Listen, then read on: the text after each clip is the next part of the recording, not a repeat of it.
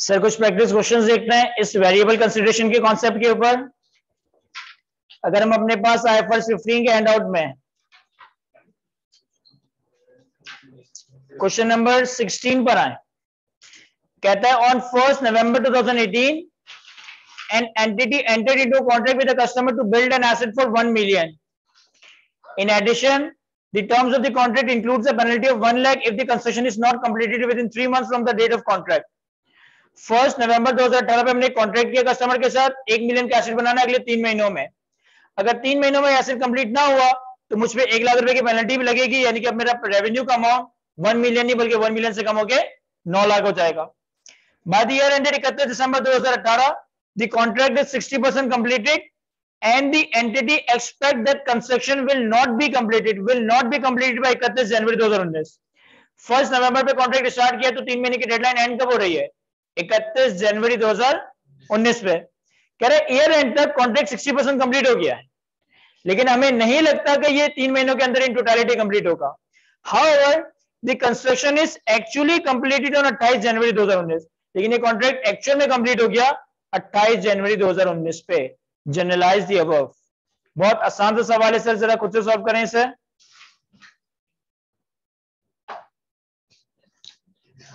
या देखिए सर मैं सॉल्व करवा देता हूं। क्वेश्चन नंबर 16, हमारे पास कॉन्ट्रैक्ट में प्राइस डिसाइड हुई 1 मिलियन।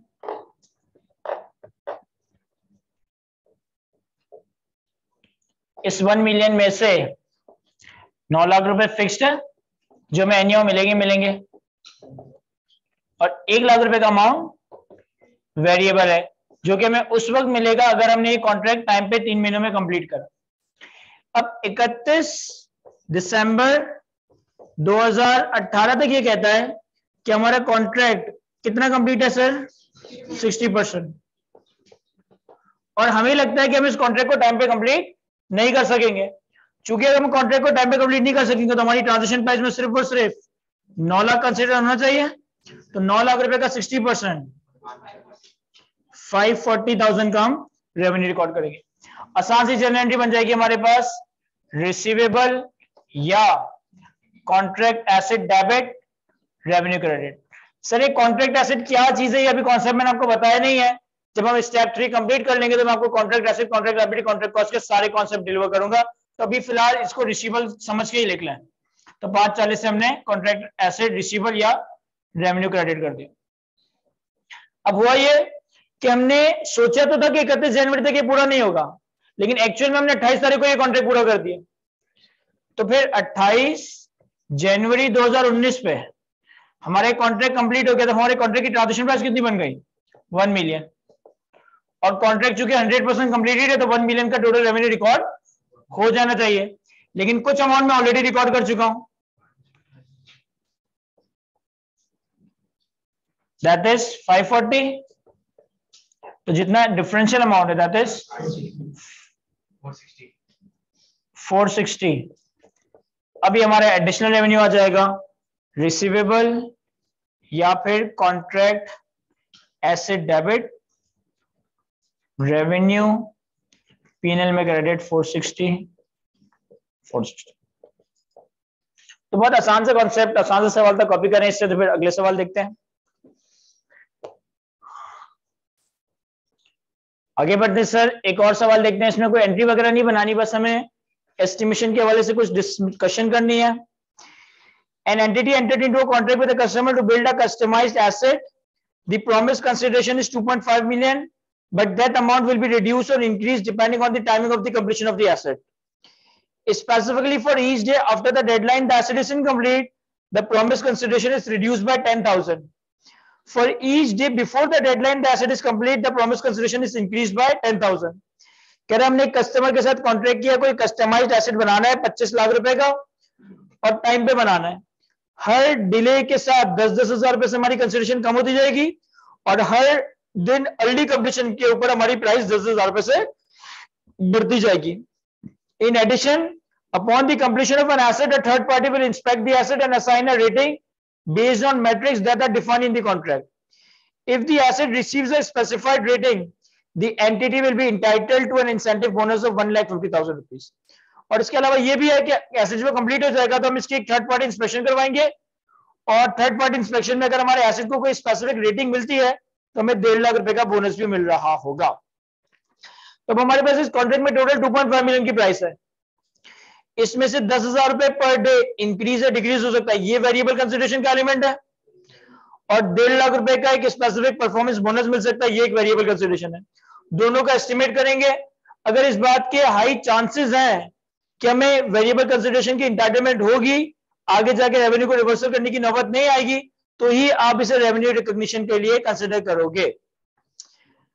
अब यहां पे जो पहली वाली वेरिएबल कंसिडरेशन है 10,000 रुपए per day penalty on delay और 10,000 रुपए per day bonus on early completion, यहां पे एक्सपेक्टेशन के लिए, एस्टिमेशन के लिए हम कौन सा मेथड इस्तेमाल करेंगे? एक्सपेक्टेड वैल्यू मेथड, क्योंकि हमारे पास नंबर ऑफ आउटकम्स एक से ज्यादा है। एक दिन लेट हो सकता है, 2 दिन लेट हो सकता है, 10 दिन लेट हो सकता है, 20 दिन लेट हो सकता है, 1 दिन पहले हो सकता है, 2 दिन पहले हो सकता है, 10 दिन पहले हो सकता है, 20 दिन पहले हो सकता है। लेकिन जो बोनस वाली बात है यहाँ तो बोनस मिलेगा या नहीं मिलेगा, तो पॉसिबल आउटकम्स 2 ही है, तो यहाँ पे एस्टिमेशन के लिए single most likely outcome method इस्तेमाल किया जाएगा। तो बस आपने यहाँ पे सिंपली ये बताना है कि आप अपनी वेरिएबल कंसिडरेशन को डिटरमाइन कैसे करोगे। अगले सवाल पे आता हूं।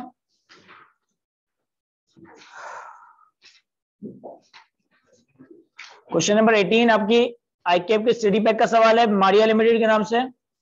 कहता है Maria limited sold goods of ₹10,000 to Zara traders on 8 August 2021 to be paid on 31st August 2021. However, if ZT pays within the next 10 days, it will be entitled to 4% cash discount and will have to pay only 9,600. कह रहे हमने कुछ goods sold किए 10,000 रुपए के Zaara traders को 8 August 2021 पे, और इसकी पेमेंट ज़ारा वालों को करनी थी 31 अगस्त 2021 पे, यानी कि 22 दिन बाद। अगर ज़ारा ट्रेडर्स अगले 10 दिन में पे कर देता है तो हम इसको एक 4% का सेटलमेंट डिस्काउंट देंगे और उनको 10,000 की जगह 9,600 देने पड़ेंगे। अब कहता है how the above transaction along with the independent scenario will be treated in the books of the company on 8 August and on the date of payment. Number 1, ML expect that ZT will not pay within 10 days and ZT actually paid on 31 August. ML expect that ZT will not pay within 10 days but actually paid on 10th August. Case A और B में हम assume ये कर रहे हैं, हम estimate ये कर रहे हैं कि ये टाइम पे नहीं करेगा, लेकिन एक केस में इसने टाइम पे नहीं करा, दूसरे केस में टाइम से पहले पे कर दिया। Case D, ML expect that ZT will pay within 10 days and ZT actually paid on 17 August. And case D, ML expected that ZT will pay within 10 days but ZT actually paid on 31 August. और अगले 2 scenarios में हमने estimation की कि अगर 10 दिन में पे कर देगा। एक केस में इसने 10 दिन में पे कर दिया और एक केस में इसने 10 दिन में पे नहीं किया। तो जरा एंट्रीज बना लेते हैं इन चारों केसेस में खुद ही।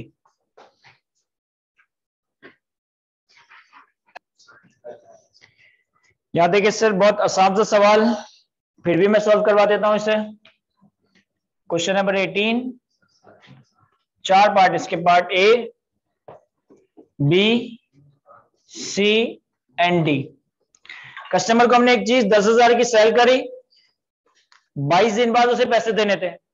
अगर कस्टमर 10 दिन में पैसे देते तो फिर इसको 4% का डिस्काउंट, 400 रुपए का डिस्काउंट मिलेगा और फिर कस्टमर 10,000 की जगह सिर्फ 9,600 पे करेगा। केस 1 और 2 में, केस ए और बी में हमें लग रहा है वो टाइम पे नहीं करेगा, यानी कि हम क्या एक्सपेक्ट कर रहे हैं कि हमें पूरे 10,000 ही मिलेंगे। तो हमारी 400 रुपए के हिसाब से वेरिएबल कंसिडरेशन की एस्टिमेशन ये कि हम पूरा ये अमाउंट रिकवर करेंगे। तो इन 2 केसेस में सेल, एक मिनट,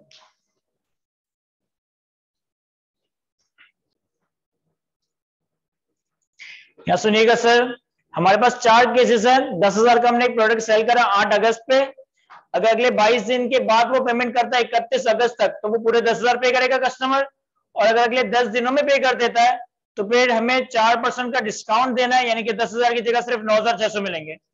तो अगर मैं प्राइसिंग का थोड़ा ब्रेकअप करूं तो 10,000 की प्राइस में से 9,600 तो फिक्स्ड है, यानी कि ये तो एनीहाउ मिलेंगे। 400 रुपए का अमाउंट वेरिएबल है, अगर कस्टमर ने 10 दिन में पे कर दिया तो ये नहीं मिलेगा, अगर कस्टमर ने 10 दिन में पे नहीं किया तो फिर आपको ये 400 रुपए का अमाउंट भी मिल रहा होगा। पहले वाले केस में और दूसरे वाले केस में वो कहता है कि हमें नहीं लगता कि कस्टमर 10 दिन में पे करेगा, यानी कि हमें नहीं लगता कि कस्टमर टाइम में पे करेगा, तो इसका मतलब है कि इसकी एंटाइटलमेंट भी हो जाएगी। तो पहले और दूसरे केस में 8 अगस्त 21 में हमने रिसीवेबल डेबिट रेवेन्यू क्रेडिट किया होगा पूरी 10,000 की अमाउंट से। इस केस में भी ये किया होगा, रिसीवेबल डेबिट रेवेन्यू क्रेडिट 10,000 से। लेकिन केस ए में ये कहता है कि हमें लग रहा था कि 10 दिन में पे करेगा, लेकिन उसने एक्चुअली कब पे करा, 31 अगस्त यानी कि टाइम पे नहीं करा। तो जब इसने पेमेंट करी, या इवन जब इसने पेमेंट नहीं की और 10 दिन लैप्स कर गए, 8 तारीख को सेल किया है तो अगले 10 दिन एक्सपायर कब हो रहे हैं, 17 अगस्त पे या 18 अगस्त पे। तो मुझे 18 तारीख को ही पता चल गया कि मेरी ये अमाउंट की इंटाइटलमेंट हो रही होगी, मेरी अमाउंट की इंटाइटलमेंट हो रही होगी, और कस्टमर ने हमें पे भी कब करा, 31 तारीख को। तो 31 तारीख पे, सॉरी सिंपली 31 तारीख पे कैश डेबिट रिसीवेबल क्रेडिट हो जाएगा। सर केस टू में हमें लग रहा था कि अगले 10 दिनों में पे नहीं करेगा, लेकिन इसने 17 तारीख को पेमेंट पे कर दी। तो हमारे पास 17 अगस्त 21 पे कैश आ रहा होगा 9,600, रिसीवेबल क्रेडिट हो रहा होगा 10,000 से, और जो हमने रेवेन्यू ज्यादा रिकॉर्ड कर दिया ना, वो अब हमें एडजस्ट करना पड़ेगा 400 रुपए से। हमने जो रेवेन्यू 10,000 रुपए में से 400 रुपए ज्यादा रिकॉर्ड कर दिया ना, आप अकॉर्डिंगली उसे एडजस्ट कर रहे होंगे। सर 400 रुपए जो है वो डिस्काउंट नहीं हमारा, बिल्कुल वो डिस्काउंट ही है अंडरस्टैंडिंग पर्पस के लिए, लेकिन आईएफआरएस 15 की अम्ब्रेला में, आईएफआरएस 15 की अम्ब्रेला में आप एक वेरिएबल कंसीडरेशन बन जाता है। तो आप इसको डिस्काउंट एक्सपेंस सेपरेटली रिकॉर्ड नहीं कर रहे होंगे, बल्कि अपने रेवेन्यू से ही एडजस्ट करके अपने रेवेन्यू के, मतलब बेसिकली यहाँ पे मैं अगर डिस्काउंट भी शो करूंगा तो वो भी रेवेन्यू का नंबर ही नेट होके आ रहा होगा, यानी कि आपके पीएनएल में जो रेवेन्यू का नंबर आ रहा होगा उसमें आ रहा होगा लेस डिस्काउंट, तो नेट रेवेन्यू आपका 9,600 पीएनएल के फेस पे रिफ्लेक्ट हो रहा होगा। केस 3 और केस 4 में हमें लग रहा था कि टाइम पे पैसे मिल जाएंगे, केस 3 और केस 4 में हमें लग रहा था टाइम पे पैसे मिल जाएंगे, तो हमने 8 तारीख को रेवेन्यू ही रिड्यूस अमाउंट से रिकॉर्ड किया होगा, receivable debit revenue credit 9,600 9,600। Case D में भी रिसीवेबल डेबिट रेवेन्यू क्रेडिट 9,600 9,600। अब देखें केस सी में हमें लग रहा था कि 10 दिन में पैसे मिल जाएंगे, लेकिन और 10 दिन में पैसे मिल भी गए। तो 17 तारीख को कैश डेबिट 9,600 और रिसीवेबल क्रेडिट 9,600। इस वाले केस में हमें टाइम पे पैसा नहीं मिला, तो मैं 31 तारीख तक का वेट नहीं करूंगा रेवेन्यू को रिवर्स करने के लिए या रेवेन्यू को अकाउंट फॉर करने के लिए। सर मैं 18 अगस्त पे ही रिसीवेबल डेबिट रेवेन्यू क्रेडिट कर दूंगा, क्योंकि 18 तारीख को ये सर्टेन हो गया ना कि अब हमें 9,600 नहीं पूरे 10,000 रुपए मिले। और फिर फाइनली जब 31 तारीख को हमें पैसे मिले तो cash debit 10,000 receivable credit 10,000। Sir 31 तारीख को ही कंबाइन एंट्री बना सकते हो, क्योंकि ये तो 31 का महीना चल रहा है, लेकिन अगर लेट से कि यहाँ ईयर एंड आ रहा होता तो हम ईयर एंड पे अपने बेस्ट एस्टिमेट्स को देख रहे होते हैं, और बेस्ट एस्टिमेट अब ये कह रहे हैं कि तुम्हारा रेवेन्यू 9,600 नहीं बल्कि पूरा 10,000 है, तो इस वजह से मैंने एंट्री आपके लिए इस डेट पे बना दी। कॉपी करें सर अगर किसी से नहीं हुआ सॉल्व।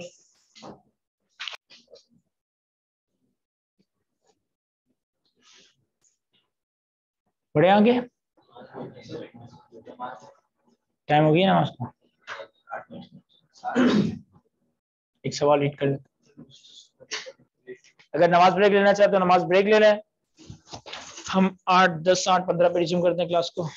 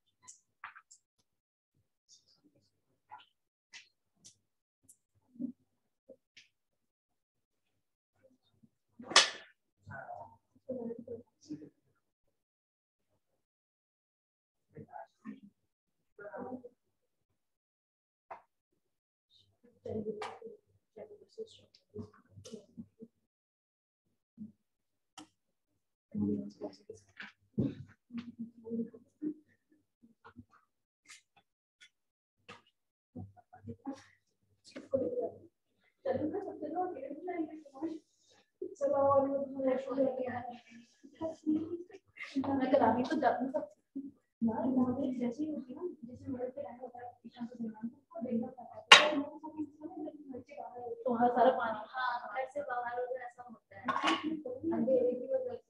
अगर आप एक किया था रिसीवेबल डेबिट डेबिट पूरा आ गया 30 जून को बनेगी। चलो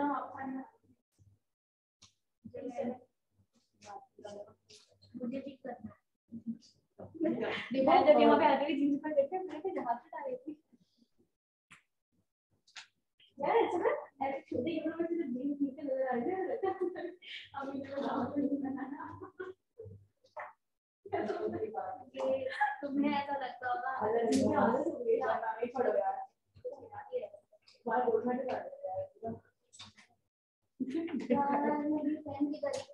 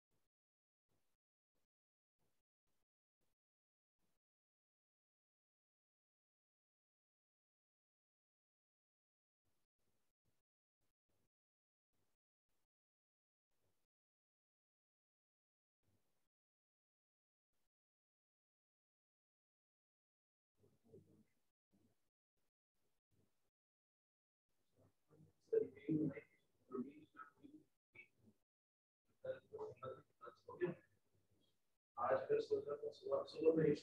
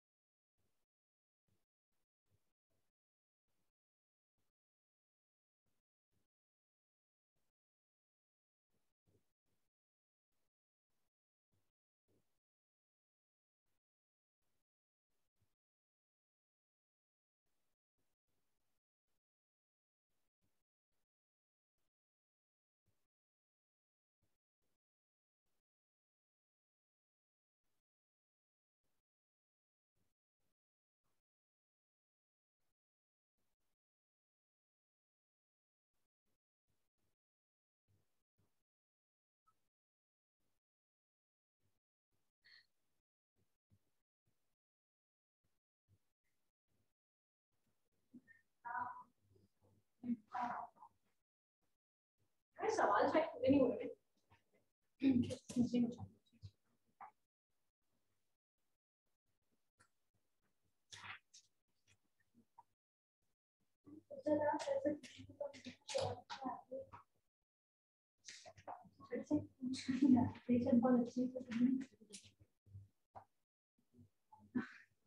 चलिए तो समझ आएगा कि हम लोअर ऑफ लेते हैं यूजफुल लाइफ और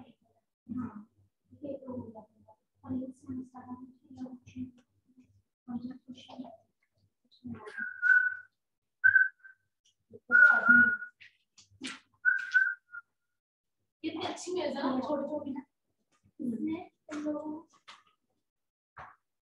ये देखना इसका इंटेंजिबल को डेबिट किया कौन सा इंटेंजिबल को क्वेश्चन है क्या ये तो यहाँ पर मेरे पास है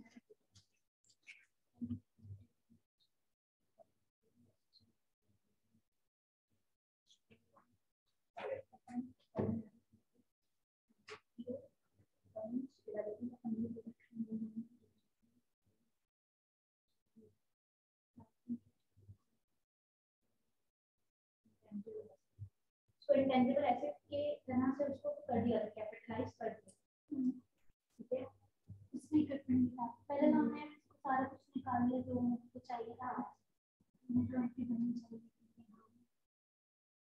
एंट्री ऑलरेडी में जो बनी हुई है 692 से 90 और जो बननी चाहिए entry that should be made property plant equipment of cash ये बननी चाहिए, इसे हम लोगों ने यही रिकॉर्ड करना है, तो ये है इंटेंजिबल रिपेयर एक्सपेंस हम लोग एप्लीकेशन कर सकते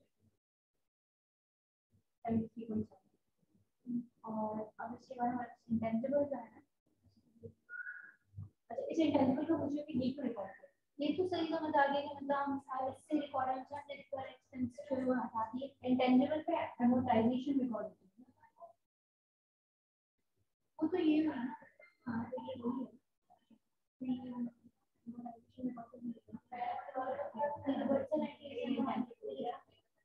रिवर्सल एंटिटी कुछ हम मेरे को तो छोड़ो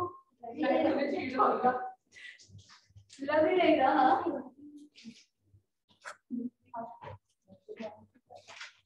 क्या तुमने इधर भी टीचिंग स्टार्ट कर दी? तुम्हें सर से जो पूछना सब रिकॉर्ड हो रहा है इधर? चलो अभी स्टार्ट होने में ना टाइम लगेगा आ रहे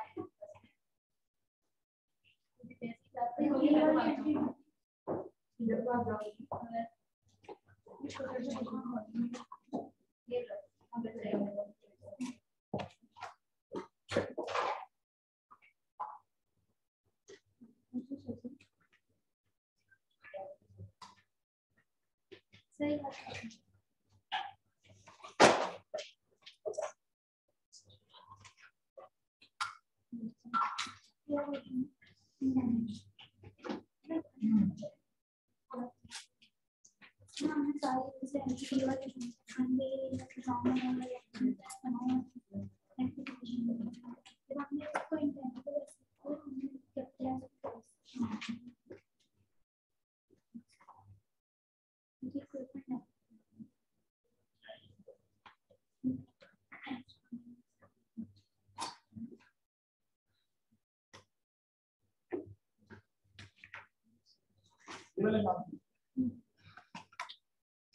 लेकिन अगर आपके पास कोई प्रॉपर्टी प्लान एंड इक्विपमेंट है और आप उसे अपने बिजनेस के लिए इस्तेमाल कर रहे हो तो उसको अप्रिशिएट करें, लेकिन अगर आप उस एसेट को इस्तेमाल कर रहे हो कि और एसेट को बनाने कुछ भी बना रहे हो, इन्वेंटरी बनाने के लिए कोई और मशीनरी बनाने के लिए, तो फिर जो उसकी कैपेसिटी है वो एक्सपेंस आउट नहीं होती, वो दूसरे एसेट की कॉस्ट का पार्ट होता है। अगर एक्चुअली में एक प्लांट मशीनरी है उसमें इन्वेंटरी बना रहे हैं तो वो डेप्रिसिएशन एक्सपेंस आउट नहीं होती, इन्वेंटरी की कॉस्ट का पार्ट होता है। अगर मेरे पास एक प्लांट मशीन से मैं और प्लांट मशीन बना रहा हूं, पहले वाली प्लांट मशीन की कॉस्ट डेप्रिसिएशन दूसरी प्लांट मशीन की कॉस्ट में चली जाएगी। यहां भी सेम है। तो सर हम देखते हैं 7 मंथ का पास एक आदमी कुछ ऐसा था कि कुछ टाइम रिसर्च बेस था, कुछ टाइम रिसर्च बेस को वो सेक्शन फर्स्ट अक्टूबर को हमने एंट्री हम मार्च अप्रैल मई जुलाई अगस्त मशीनरी तो फर्स्ट जनवरी में आई थी, फर्स्ट अक्टूबर में वो कैपिटलाइजेशन क्राइटेरिया निकल रहा था। नहीं गवर्नमेंट ने कहा था फर्स्ट मार्च में जनवरी फरवरी फर्स्ट मार्च जनवरी फरवरी और अक्टूबर में हमने कैपिटलाइज कर दिया। अच्छा जनवरी फरवरी और अक्टूबर नवंबर दिसंबर 5 महीने का डेप्रिसिएशन एक्सपेंस आउट किया और जितना 7 महीने का डेवलपमेंट फेज चला, मार्च अप्रैल मई जून जुलाई अगस्त सितंबर, अब इसकी अमाउंट देखिए, इसकी वजह से हमने इसको ऐड करके फिर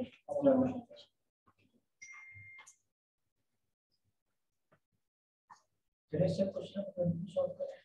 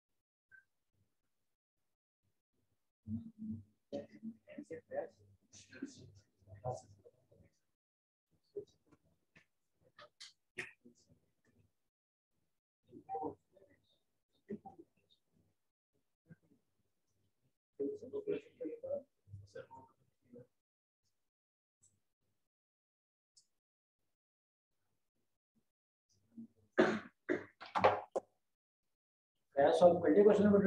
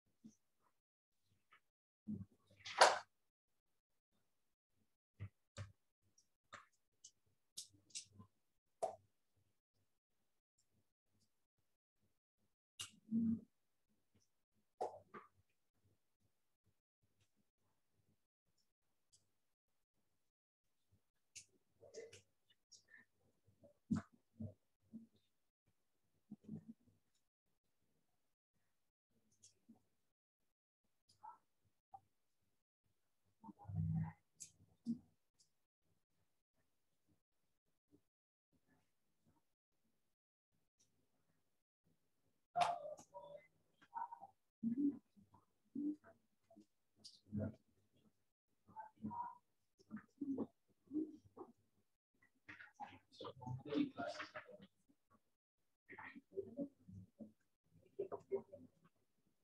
बच्चों को मोटिवेशन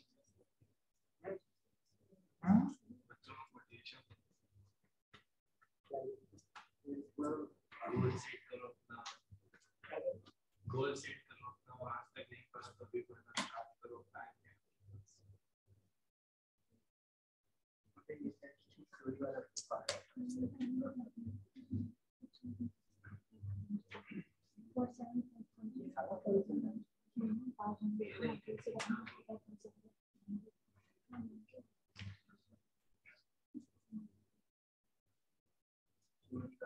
लेकिन इस दिन मुझे पता था कि मुझे जो स्क्रीन चाहिए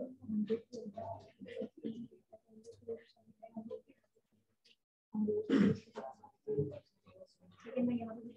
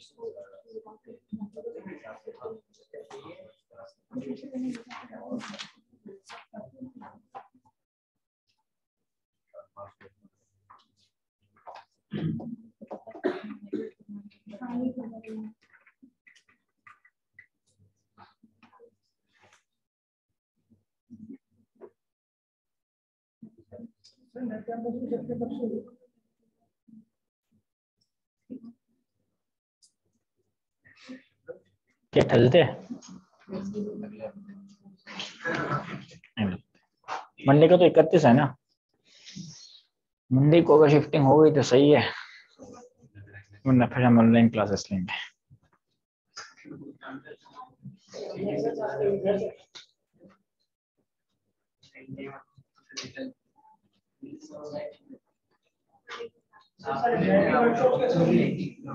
उनकी वर्कशॉप खत्म नहीं हुई?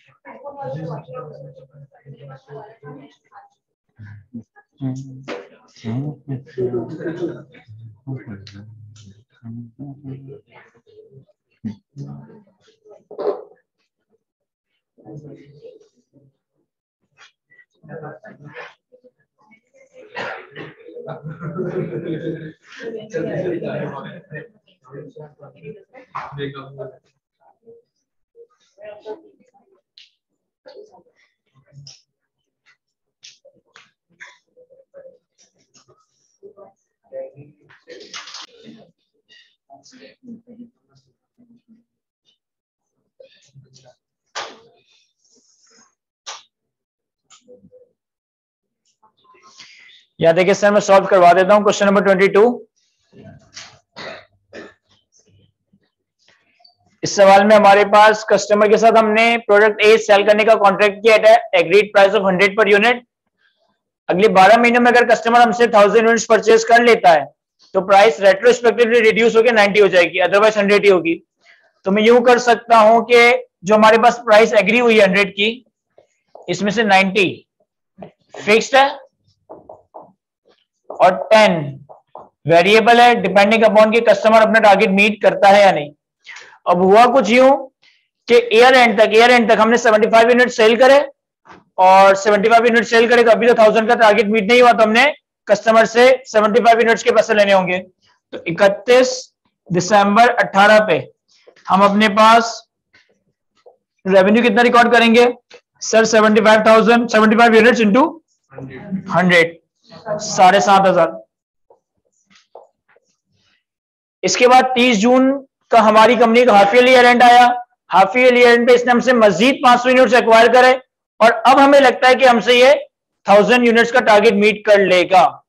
तो 30 जून 19 पे अगर मैं अपना रेवेन्यू का नंबर कैलकुलेट करूं, सर ये हमसे टोटल 575 यूनिट्स खरीद चुका है। तो 575 यूनिट्स का 90 के हिसाब से अमाउंट बनता है 51750। लेकिन इसमें से कुछ रेवेन्यू हमने ऑलरेडी रिकॉर्ड कर लिया था पिछले साल ही, दैट इज 7,500।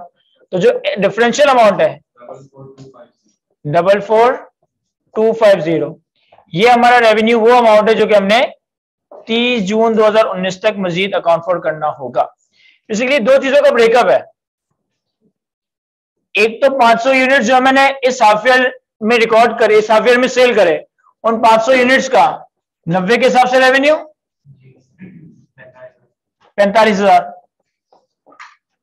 और जो मैं 75 का 100 के हिसाब से रेवेन्यू रिकॉर्ड कर चुका हूं, उसमें 10 का रेवेन्यू बेसिकली मुझे रिवर्स करना पड़ रहा है 750। तो इन दोनों का अगर आप नेट देखोगे तो ये 44,285 बन रहा होगा। क्या समझ आता है? मैं अच्छा इसकी जनरल एंट्रीज सिर्फ मैं आपके सामने लिख रहा हूं, उसको भी मैं एक्सप्लेन नहीं कर रहा, वो अपनी सब बात सिर्फ नोट कर लें। जब मैं आपको contract asset, contract liability, contract receivable वगैरह के कॉन्सेप्ट समझाऊंगा तो आपको ये एंट्री समझ आ जाएंगी।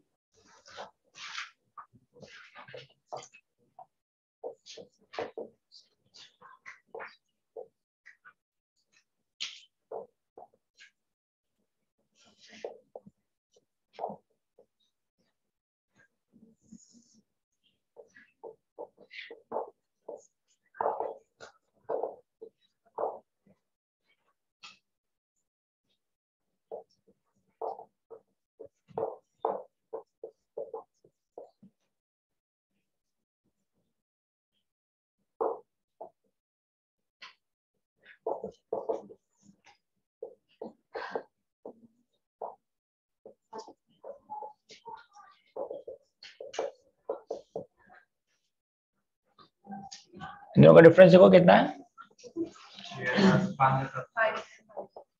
ये एंट्री सिर्फ अभी अपने पास कॉपी कर ली, मैं एक्सप्लेन नहीं कर रहा क्योंकि अभी हमने refund liability, contract asset, contract receivable का कॉन्सेप्ट नहीं कवर किया। तो जब हम वो कॉन्सेप्ट कवर करेंगे तो ये बड़ी आसान सी चीजें आपको समझ आ जाएंगी उस वक्त। कॉपी करने तो एक और सवाल देखते हैं।